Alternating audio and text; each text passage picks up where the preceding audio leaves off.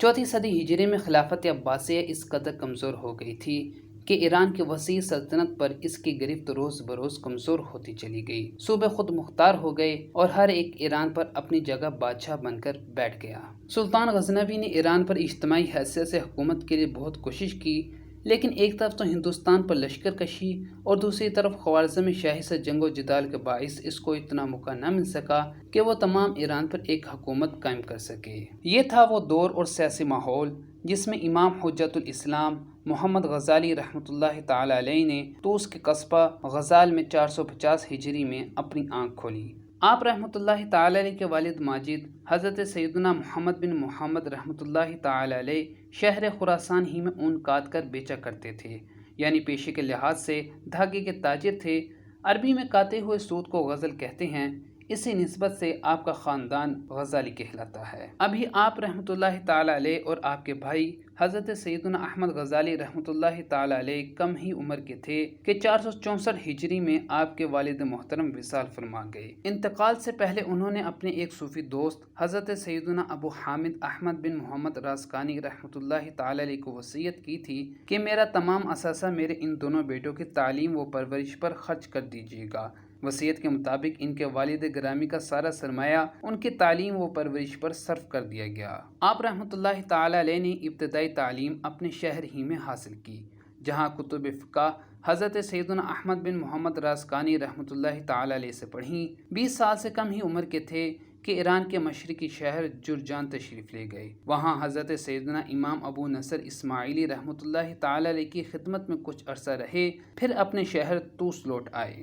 473 ہجری میں ایران کے قدیم شہر نیشاپور میں حضرت سیدنا امام الحرمین امام عبد الملک بن عبداللہ جوینی رحمۃ اللہ تعالی علیہ کی بارگاہ میں ذہن و تلمذ طے کیا اور ان سے اصول دین اختلافی مسائل میں مہارت تامہ حاصل کی۔ 478 ہجری میں حضرت سیدنا امام الحرمین کے وصال کے بعد ان کی جگہ پر آپ کو اس منصب اعلیٰ پر فائز کیا گیا۔ 484 ہجری میں مدرسہ نظامیہ بغداد کے شیخ الجامعہ یعنی وائس چانسلر کا عہدہ آپ رحمۃ اللہ تعالی علیہ کو پیش کیا گیا، جسے آپ نے قبول فرما لیا۔ 4 سال بغداد میں تدریس کرنے کے بعد حج کے ارادے سے مکہ معظمہ روانہ ہو گئے۔ بقول علامہ ابن جوزی رحمۃ اللہ تعالی علیہ، بغداد میں آپ کی مجلس درس میں بڑے بڑے علماء کرام حاضر ہوتے تھے، جو آپ سے اکتساب فیض کرتے اور آپ کے بیان پر حیرت کا اظہار کیا کرتے تھے۔ امام غزالی رحمۃ اللہ تعالی علیہ نے دور طالب علمی میں ہی حضرت سیدنا شیخ ابو علی فضل بن محمد بن علی فارمزی طوسی رحمۃ اللہ تعالی علیہ کے ہاتھ پر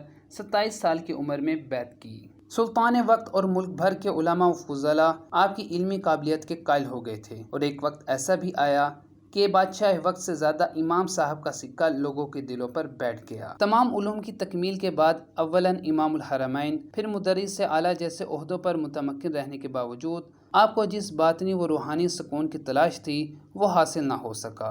بغداد جو اس وقت مختلف فرقوں اور باطل مذاہب کے بے جا مناظروں اور مجادلوں کا دنگل بنا ہوا تھا اور فتنہ و فساد کی کیفیت طاری تھی، آپ نے ان تمام فرقوں کے علوم و عقائد کی تحقیق شروع کی۔ اس تحقیق و جستجو سے اضطراب اور بڑھ گیا، مگر جب آپ رحمۃ اللہ تعالی علیہ نے تصوف پر موجودہ کتب کا مطالعہ کیا تو معلوم ہوا کہ صرف علم کافی نہیں بلکہ عمل کی ضرورت ہے۔ الغرض روحانی سکون کے خاطر آپ نے منصب تدریس چھوڑ دیا، دنیا کی گوناگون مصروفیات اور رنگا رنگی سے بالکل کنارہ کشی اختیار کر لی، حتیٰ کہ لباس فاخرہ کی بجائے ایک کمبل اوڑھا کرتے تھے اور لذیذ غذاؤں کی جگہ ساگ پات پر گزارا کرنے لگے۔ آپ رحمۃ اللہ تعالی علیہ نے ملک شام میں 10 سال قیام فرمایا۔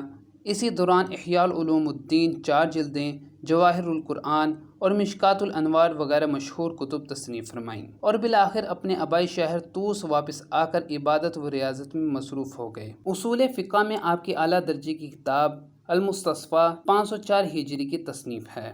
اس کے ایک برس بعد آپ رحمۃ اللہ تعالی علیہ نے 55 سال کی عمر میں بروز پیر 14 جمادی الاخری 505 ہجری میں بمقام طابران طوس میں انتقال فرمایا اور وہیں آپ مدفون ہوئے۔ تو دوستو، امید ہے امام غزالی رحمۃ اللہ تعالی علیہ کی بایوگرافی آپ کو پسند آئی ہوگی۔ کمنٹ باکس میں ہمیں اپنی رائے سے ضرور آگاہ کیجیے گا اور اس چینل کو سبسکرائب اور شیئر ضرور کیجیے گا۔ شکریہ۔